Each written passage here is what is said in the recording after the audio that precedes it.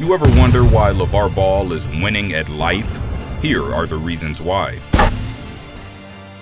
Number 11. Early life.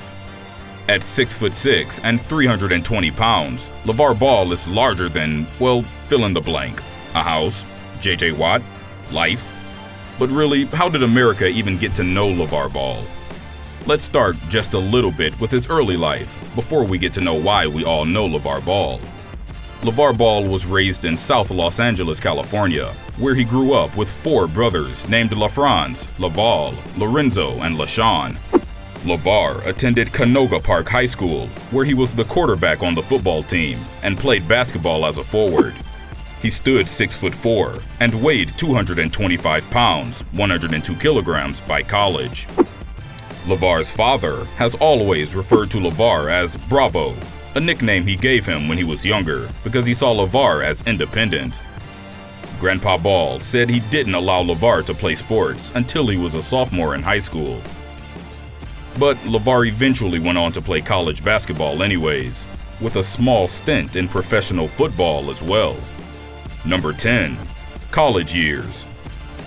In college, Lavar, I guess you can now say, famously averaged 2.2 points, 2.3 rebounds, and 1.0 assists per game in 36 games for Washington State. Yeah, definitely not stellar stats for anyone that's saying the things Lavar Ball says. After one season, Ball transferred to Cal State Los Angeles and played alongside 3 of his 4 brothers. After his college basketball career had ended, he continued to play football at Long Beach City College for one season as a tight end, a move that paid off for at least a little while down the road. Aside from sports, Ball majored in criminal justice at college and had hopes of being a U.S. Marshal. Number 9. Pro football. As I had mentioned earlier, playing football worked out for Lavar for a little while. After finishing college, Ball was invited to a football tryout and eventually made a return to the sport. In 1994, Ball made it to the NFL and signed with the New York Jets as a defensive end. He returned to the Jets on March 7, 1995 as a tight end, but ended up on the London Monarchs of NFL Europe the same year. Lavar said that he made it to the league not even playing college football, and that's how talented he was. With his own way of marketing, Lavar not only said that he was good enough to make it in the NFL, but that he was a better player than Rob Gronkowski. Okay. The reason he wasn't in the league longer is because he, quote, didn't have the right guys behind him. He also mentioned that he used to be 270 pounds, with a 48-inch vertical, benched 500 pounds, and ran a 4.5 or 4.6 in the 40. You guys notice a theme yet? Now you and I know that there's about a 0% chance Lavar did these numbers, nor that he was better than Gronkowski. But the fact that he's gotten people discussing his BS means something. Number 8. Lavar's partner in crime. Lavar said he discovered his ideal partner back in 1989 when he spotted his future wife, Tina, then a 6'1" basketball player in Cal State Los Angeles. Obviously, Lavar claimed that he was one of the most popular dudes in the school, where all the girls liked him. Supposedly, when Lavar first saw his future wife walking down the hall, he just stopped her and said, quote, "I don't know what me and you are going to do together, but we're going to do something." For anyone that's been following any sports news the past few months, they know they had 3 kids named Lonzo, LiAngelo, and LaMelo. Hey, looking out with someone that can put up with this dude and give him 3 sons? Winning. Number 7. Lavar's vision of grandeur. Lavar said he conceived of the idea of his own ball boys, the 3 sons he would groom to be basketball stars, way before they were conceived. You only need 3, Lavar said. You need 1 down the middle and 2 down the sides. Lavar apparently knew that his kids would all play basketball. Or rather, maybe they were gonna be basketball players regardless. After his youngest son, LaMelo, turned 4, Ball began training all of his sons to play basketball together. Obviously, they all had decent genes, as Lavar is 6'6" and Tina is 6'1". Lavar taught them how to play ball, and they've all played ball under him on his AAU teams. For a relatively short period of time in their childhoods, LaVar also had them play flag football, with LaRenzo playing quarterback and his other sons being receivers. Number 6. LaVar's marketing. Ball's mouth and his son's success have for sure turned him into at least a C-list celebrity. Some people hate him, some people love him, but right now, any marketing is good marketing for LaVar and Big Baller brand. Most people think that he's ruining his kid's chances for a career with his antics, but a lot of people don't seem to realize that Lonzo still did just fine with the Lakers taking him second overall in the draft. He's always coached his sons, and they've been always playing against better competition, which means playing against far older kids until the boys reached high school. LaVar could have had his boys go the private school route, but he decided to keep the boys close to home. He wasn't worried about lack of exposure. LaVar always had a marketing plan in place to showcase his kids' talent.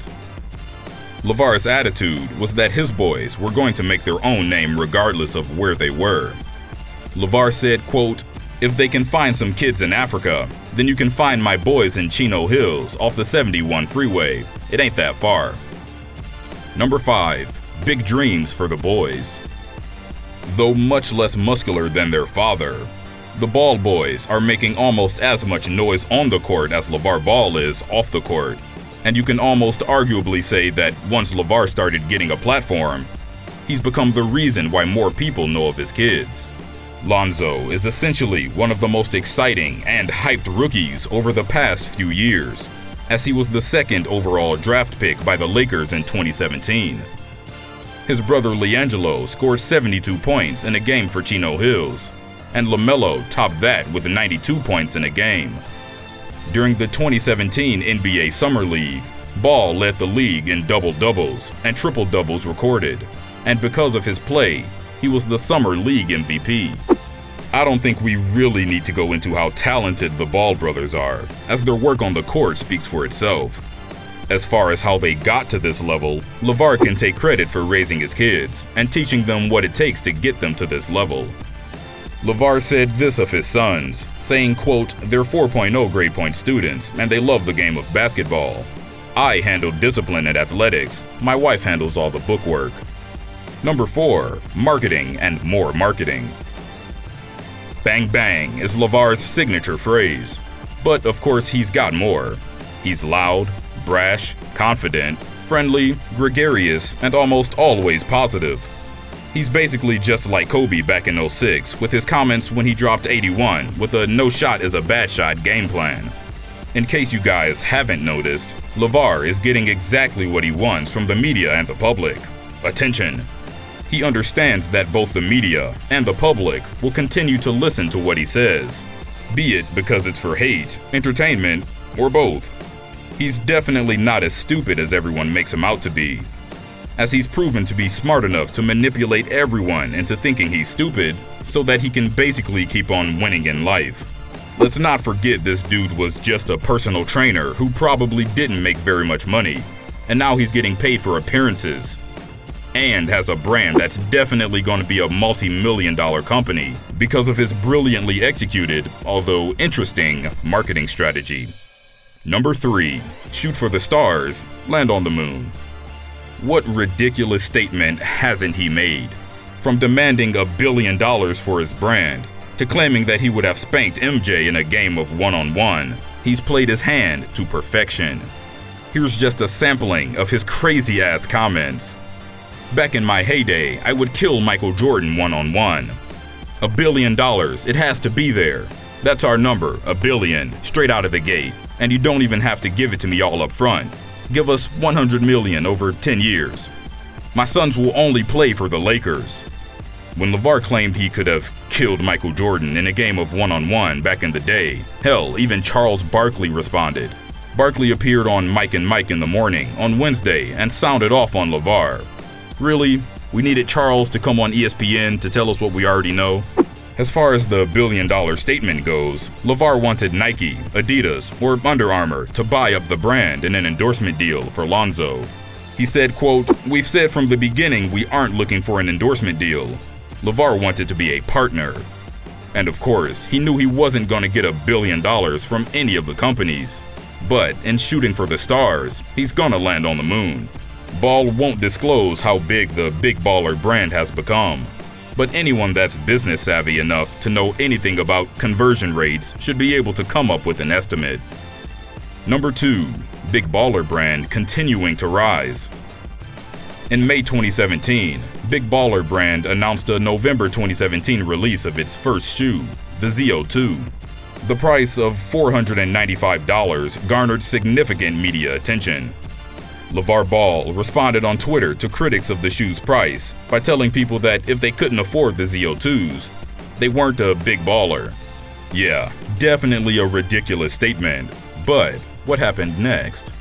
He got an interview on ESPN. In his interview with Colin Cowherd, Ball actually upped his offer to the big shoe companies like Nike. The price went up to $3 billion. He also said that Big Baller Brands has sold between 400 to 520 ZO2 shoes, which is nothing to sniff at for a startup. Number 1. Started from the bottom.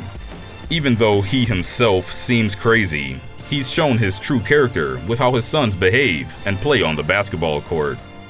Ball has talked about the different types of discipline he used on his sons, including giving Lonzo, quote, a couple of hits upside the head after he missed curfew and was pulled over by police in high school.